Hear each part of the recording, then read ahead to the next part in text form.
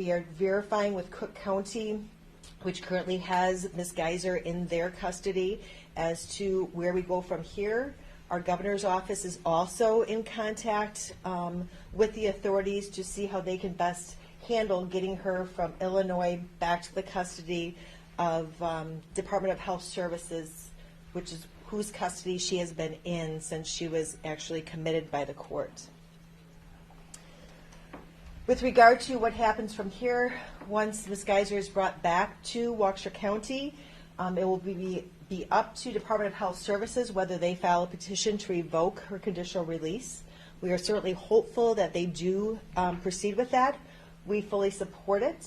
We support that she should be in custody. Not only should she have been in custody from 2014 forward, but also Attorney Nicolai argued vehemently for her not to be released to conditional release in, I believe it was January of this year, and therefore we will be fully supporting a petition if one is filed.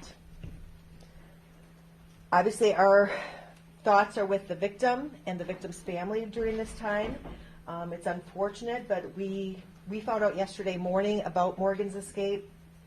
Victim witness was immediately notified of this information. The director of the victim witness unit, Jen Dunn, did reach out to the victim and her family. We were told that they had not been informed prior to Ms. Dunn reaching out to them that Morgan had escaped. And I'm able to verify that when we spoke with the victim's family, or when Ms. Dunn spoke with the victim's family at 12:20 this afternoon, they still had not been informed by any other agency other than our own that she had escaped, which is very concerning. While she was on loose, we were very concerned about the safety of the victim and her family, as well as our community. We are continuing to assist them in this process. We are updating them. Our office is updating them as to what is happening, but that certainly was a concern that they were not notified of this in a more prompt manner.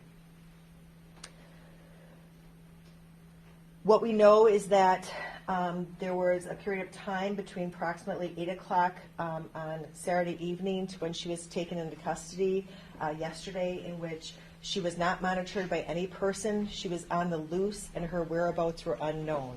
So we take this very seriously.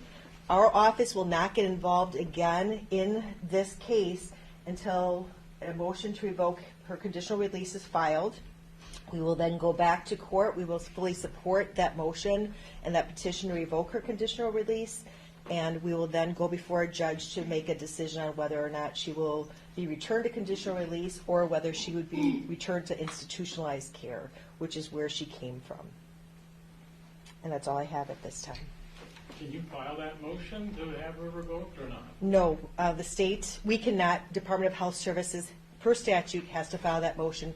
She is in their custody. Can you appeal to them or talk to them and request that? Or? We are in contact with the Department of Health Services, but ultimately it is their decision. So in March, Defense Attorney Tony Cotton said that a group home would have more restrictions in place than Winnebago. Was the DA's office receiving regular updates on Ms. Geyser's time at the group home? And if so, what was that day-to-day like and monitoring like? I do not know what the monitoring was like. I don't believe that we received any updates, although I would confer with Attorney Nicolai. We did not. Obviously, he was misstating the nature of the monitoring that was taking place. So the warrant that you're speaking of, is that issued by Dane County or the state? Or? The Department of Health Services did forward that warrant to our intake judge last night, and the intake judge, from what I saw this morning, did sign that. So it's a Waukesha County warrant? Correct. Because DHS requested it? Correct, and because the case is out of Waukesha County, that's why it will come back to Waukesha County for the decision if a petition to revoke her conditional release is filed. All right, I think that's a little why this is a little confusing, because is there a criminal case in Dane County then? Is that a crime to cut your bracelet off if you're not under a criminal? Certainly is. Again, this is a Dane County decision. As I looked at the statute, it looks like you can escape, be charged with a felony for escaping under a 971 commitment. Also, if there was damage to the bracelet when she cut it off, which I assume that there would be, that would be a crime as well. But again, that's outside Waukesha County's purview. That would be a decision. Law enforcement in Dane County, who leads the investigation, would refer charges over if they believed it was appropriate, and the Dane County DA's office would make that decision. So just to clarify, I apologize. No, that's okay. The warrant that she would be returned to Wisconsin on would be a Waukesha County warrant. She would be returned to Waukesha County in custody. That's what I believe, because it's still under the custody of DHS, but again, this is her home county for charging purposes. Therefore, I believe she will be returned to Waukesha County. Thanks. At any point down the line, could you guys press any other charges? Not in Waukesha unless we have jurisdiction to charge crimes that occur in Waukesha, and because she was in Dane County, they would have the jurisdiction to charge any crimes that occurred in Dane County. With regard to the conditional release, her violations of that order, which were as a result of a Waukesha County judge ordering it, that would be what would lead to a petition to revoke her conditional release. And maybe Abby could speak to this, I'm not Yes. sure, but what is it that concerns you about her leaving as far as her being dangerous, I guess, or danger to herself or others, which was the standard, right, that the judge went by, or at least that's what he said at the time? Right. I think that one thing that is very concerning to me is that if and when a petition is filed by the department to revoke conditional release, it will be the second one that is filed, because we were here in March on a petition to revoke conditional release already. And so it's extremely concerning that you would so blatantly violate a very, very simple condition, which is to stay in a placement and keep a bracelet on.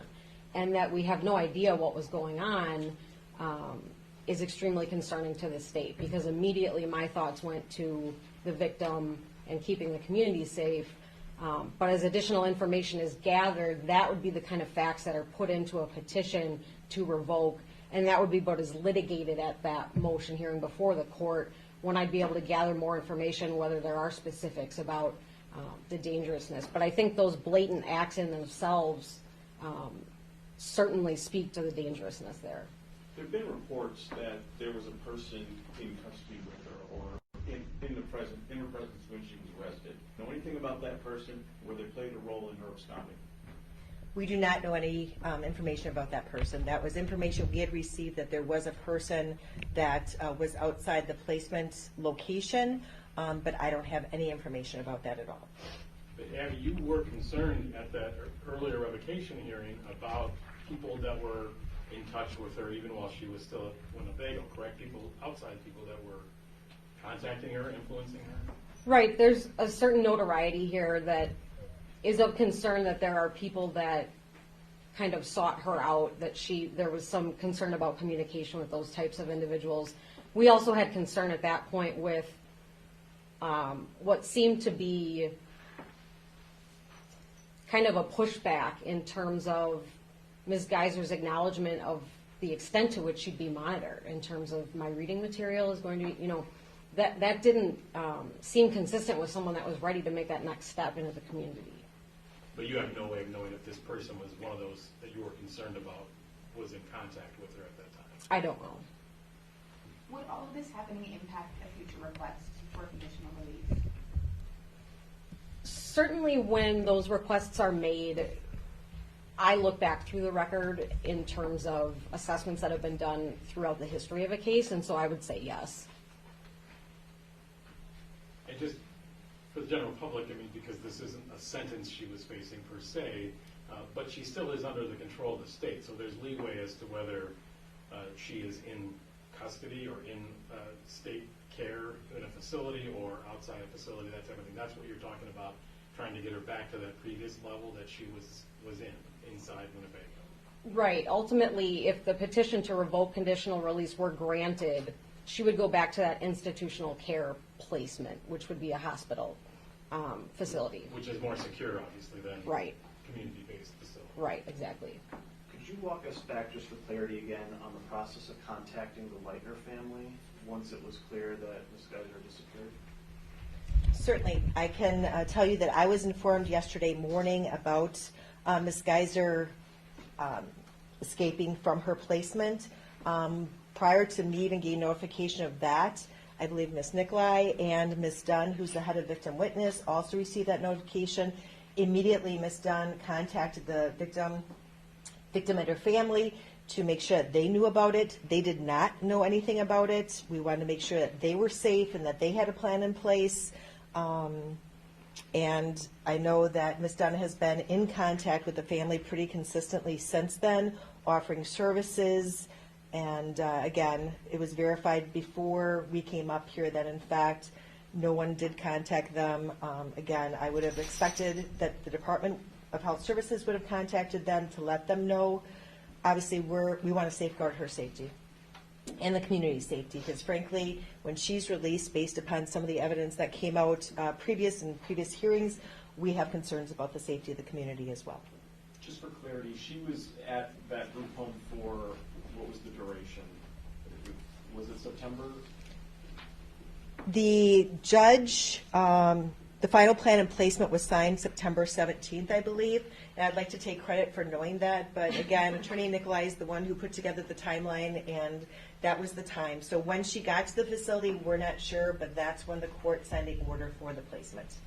Looking back, do you wish that there would have been more communication between your office and a group home like that? Is that something maybe moving forward you would like to see? Again, we're not, once the conditional release plan was signed, we really are not involved in the case. The people, DHS, they're the ones whose custody she has been given to.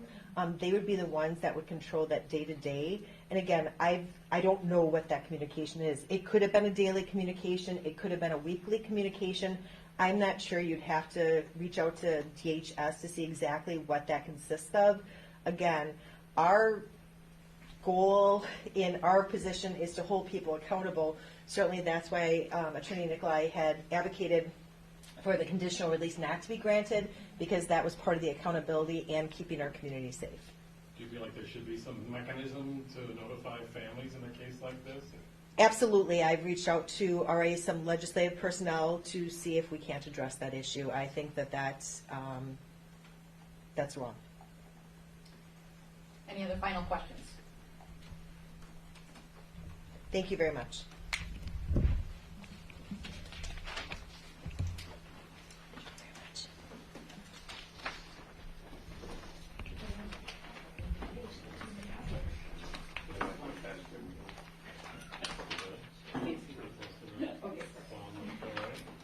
Oh, I'm